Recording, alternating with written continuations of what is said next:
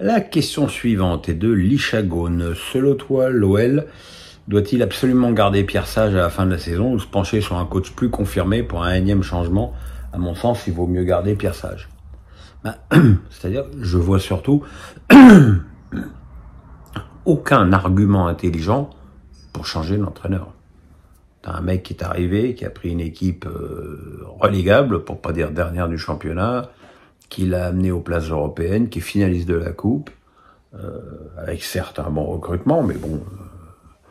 mais voilà, donc moi je milite effectivement totalement pour le fait que Pierre Sage reste en poste à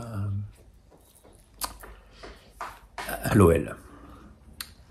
Benjamin Meunier me dit: la Suède a décidé de ne plus avoir recours au VAR la saison prochaine, n'étant pas convaincu de son apport. Penses-tu que nous allons observer un recul similaire dans d'autres championnats majeurs? Non, je ne pense pas. Il suffit de voir les matchs de coupe de France où il n'y avait pas la VAR pour voir tout le monde pleurnicher sur son absence. Encore une fois, pour moi, la VAR n'est pas en cause, c'est l'utilisation de la VAR. C'est-à-dire que la VAR est un outil mécanique, technique, technologique pour suppléer des décisions humaines. Or, à la fin, la décision reste à l'humain. Donc, le problème est là. On le voit avec l'expulsion de Miko Tadze par Buquet à Metz-Rennes, pour que 2 jours après, le même Buquet, sur la foi des mêmes images, se déjuge. Voilà, je pense qu'il faut améliorer les choses, il faut améliorer le processus d'intervention de la VAR, le fait qu'il n'y ait pas de sanction lorsque la VAR déjuge un arbitre ou qu'un arbitre déjuge la VAR. Après tout, toutes ces personnes font partie d'une seule et même entité qui est l'arbitrage. Donc il faut qu'il n'y ait absolument pas de sanction entre les uns et les autres. Ça doit passer, je pense, par une clarté beaucoup plus forte de la commission d'arbitrage au début de la saison. Yvous me dit: qu'est-ce qui explique concernant les stars du PSG depuis 10 ans, comme les chansons d'amour finissent mal en général, un actionnaire, un brin possessif, un public trop exigeant ou les joueurs eux-mêmes qui ne créent pas assez d'affect? C'est vrai qu'il y a une infirmité du club parisien à savoir dire au revoir à des joueurs. Ça a déjà été le cas avec Cavani, avec Thiago Silva, avec Messi, avec Neymar. Les adieux d'Mbappé hier sont quasiment une farce, en tout cas dans leur déroulement. Que tu sois pas foutu de mettre ton ego de côté et de faire un adieu à un joueur qui a joué de 18 à 25 ans chez toi, qui a été quasiment meilleur buteur toutes les saisons.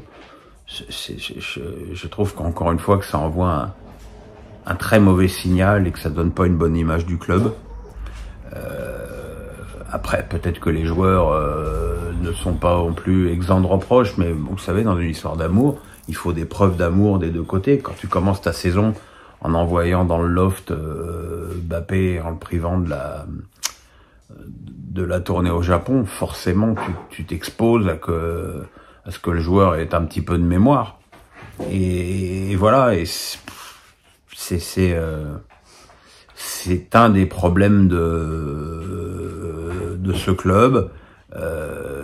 Les Qataris n'aiment pas qu'on leur résiste, même si toujours tout est fait dans le soyeux avec eux. Ils n'aiment pas qu'on leur dise non. Et là, Mbappé leur a dit non plusieurs fois. Mais voilà, il fallait mettre ça de côté hier soir.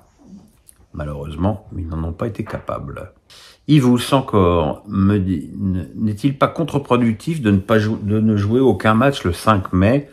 Ne vaudrait-il pas mieux jouer avec 1 minute de silence, aussi bien pro qu'en amateur, pour garder ce souvenir de Furiani vivant?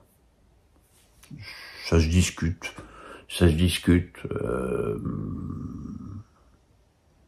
Effectivement, le fait de jouer le 5 mai montrerait que le foot est plus fort, que le foot est plus grand. avec effectivement peut-être un peu plus qu'une minute de silence, avec des hommages à donner. Maintenant, ce choix a été fait de plus jouer le 5 mai. Ce qu'il faut, c'est pas changer d'opinion toutes les semaines. FM me dit, peux-tu expliquer la ligne directrice de Luis Enrique, car changer 90% de son équipe, c'est construire sur des bases changeantes en permanence, et l'échec face à Dortmund après 180 minutes en dit aussi long. Bonne convalescence. Comme je l'ai dit hier dans le débrief, tant que le PSG était engagé en Ligue des Champions, qu'il y a une grosse rotation pour surtout éviter les blessures, ok. Mais pourquoi changer 10 joueurs sur le match de Toulouse? Pourquoi mettre Tenas alors que c'était le match d'adieu de Navas? Tout ça pour que Luis Enrique dise « Ah bah je savais pas que c'était son dernier match ». Tu parles. Voilà, il y a des choses que j'ai souvent dites cette saison à propos de Luis Enrique, c'est que trop de rotation tue la rotation. Ça a encore été le cas hier avec l'équipe qui a débuté le match, qui était informe, pour pas dire infâme, avec un milieu de terrain totalement dépassé par les événements. Ugarte qui avait si bien débuté la saison et qui maintenant est totalement perdu sur le terrain. Faut arrêter de croire que c'est toujours la faute des joueurs. Mais un rendement, ça se prépare. Je veux dire, regardez Danilo, qui était à un moment donné vraiment un défenseur central solide, qui interceptait beaucoup de ballons. Maintenant, le force de jouer un match sur 4, alors qu'il a quand même un physique très très lourd et qu'il est plutôt jeune, mais il est complètement à la ramasse. Ces 2 derniers matchs contre Le Havre et contre Toulouse sont cataclysmiques. Donc voilà. Maintenant, qu'est-ce que vous voulez que je vous dise? Le PSG a décidé de donner les clés à Luis Enrique. Je veux dire, maintenant, avec le départ de Mbappé, il récupère toutes les clés et tout le trousseau. Eh ben, on va voir. On va voir maintenant à lui de jouer, à voir quel va être le recrutement. Comment vous dire que je suis très inquiet.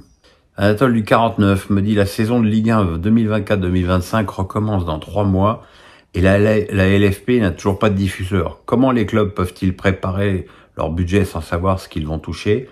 Que fait la LFP à part supplier le Qatar de payer? Rappelons-nous, il y a quelques mois, où Vincent Labrune bombait le torse et disait on va avoir 1 milliard. Je veux dire, aujourd'hui, la seule proposition chiffrée, c'était celle de Deza Eden, qui était la moitié. Donc, je sais pas, effectivement, les clubs doivent probablement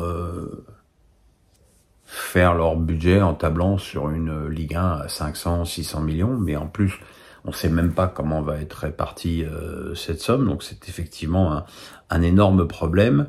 Et que fait la LFP à part supplier le Qatar de payer? Et surtout, à part le Qatar, qui va payer? C'est ça le problème aujourd'hui, c'est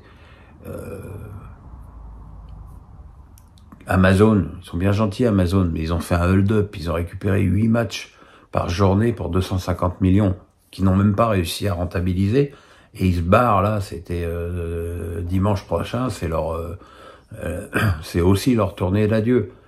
Voilà, ils ont sous-payé la Ligue 1, ils n'arrivent même pas à le rentabiliser, et ils se barrent. J'allais dire comme des voleurs. Canal, on a trop pris Canal aussi pour des cons. Canal, c'était le diffuseur historique. Je pense que tu aurais discuté avec Canal, tu serais aujourd'hui beaucoup moins dans l'embarras. Des AZN, ils ont fait une proposition, voilà. C'est 500 millions. C'est évidemment beaucoup moins que ce qu'ils espéraient, mais ça a le mérite d'exister. Reste maintenant l'option Bein, mais avec peut-être des matchs sous-traités à Canal, on n'en sait rien. Combien va être la proposition de Bein? On n'en sait rien. Comment le pognon va-t-il être réparti avec les clubs? On n'en sait rien. Et le championnat, il reprend en 3 mois. Voilà. Guillaume Alicia me dit, pendant la trêve, y aura-t-il encore des faces à Pierrot? Oui, la trêve, elle va être limitée à sa plus simple expression, puisque jusqu'au 14 juillet, il y a l'Euro, et que début août, il y aura les JO. Alors effectivement, peut-être qu'entre les deux, je prendrai quelques jours d'absence, à moins qu'il se passe des trucs extravagants dans le monde du foot, ce qui est toujours possible. Mais a priori, la trêve devait être limitée à sa plus simple expression cet été. Guillaume Alicia me dit « Bonjour Pierrot, as-tu regardé l'Eurovision ?» Non, non. Non, voir des pimpins déguisés, faire des bonds sur la scène et brailler des trucs inaudibles, c'est vraiment pas mon truc. Je dois avouer que, parce que j'ai quand même vu des extraits derrière, que la chanson de Slimane me semblait effectivement, tant au niveau de sa prestation, volontairement minimaliste, et de la puissance de sa voix me semblait très au-dessus de ce que j'ai pu voir. Évidemment, le concours a été boosté en termes d'intérêt par la polémique scandaleuse sur cette pauvre chanteuse israélienne de 20 ans qui il faudra qu'elle regarde sa carte d'identité, on pense qu'elle s'appelle peut-être Netanyahou, parce que visiblement, si t'es israélien, t'es forcément pour la politique de Netanyahou. On a vu Greta Thunberg, qui était soi-disant une spécialiste du climat, devenir aujourd'hui une chef du kéfier. Voilà, tout ça m'a bien gonflé. D'ailleurs, faut voir, ça n'a pas gonflé que moi, puisque faut voir les votes du public. Alors que Israël a été scandaleusement sous-noté par les jurys, il faut voir le vote du public qui l'a placé deuxième dans les votes. Mais voilà, encore une fois, l'Eurovision en soi, ça a quand même pas beaucoup d'intérêt. Je jetterai un voile pudique sur le vainqueur. Benjamin Meunier me dit « J'espère que tu vas mieux ». Ça va mieux. Faut dire que ça va mieux. As-tu eu des discussions avec Marc Keller lors du choix de nommer Julien Stéphan à la tête de Strasbourg? J'imagine que vous avez été en désaccord à ce moment-là. Peux-tu nous révéler ses arguments? Il faut savoir que malgré tout l'amour qu'on se porte, Marc fait ses choix tout seul. Il me demande mon avis et parfois il en tient compte, parfois il en tient pas compte. Quand il m'a dit qu'il avait choisi Julien Stéphan, j'étais partagé parce que je trouvais quand même que c'était un bon coup pour un club de la dimension de Strasbourg. Après, je lui ai dit tout ce que je pensais du gars, et malheureusement, je dis encore une fois malheureusement, la suite des événements m'a malheureusement donné raison. Maintenant, on a essayé de faire un dîner tous les trois pour recoller les morceaux. Ça n'a pas fonctionné. Parce que t'as un mec qui se victimise. Mais voilà. Mais Marc fait ses choix. De temps en temps, je donne mon avis. Il en tient compte. Parfois il en tient pas compte. C'est un chef, Marc. Il a pas besoin de moi. Hein. Vince me dit, avec les blessures de Sinner, Alcaraz et les méformes de Djokovic ou Nadal, ne vois-tu pas un outsider style Struff pour gagner Roland-Garros? J'ai du mal à imaginer Struff, avec son style de jeu, gagner un tournoi du Grand Chelem en 5-7 sur terre. Après, Sinner, il faut voir s'il sera en état de jouer. Pareil pour Alcaraz. Djokovic, c'est vrai que ça commence à être un petit peu inquiétant. Et Nadal, c'est plus qu'inquiétant. Et ben voilà, ce sera un tournoi ouvert avec peut-être des mecs qui sont un petit peu cantonnés à être des seconds couteaux comme Zverev ou Tsitsipas, qui auront peut-être une plus grande chance de briller. C'est vrai que moi qui adore le tennis, je vous avoue que ce tournoi de Rome, un peu pénible à suivre. Hein.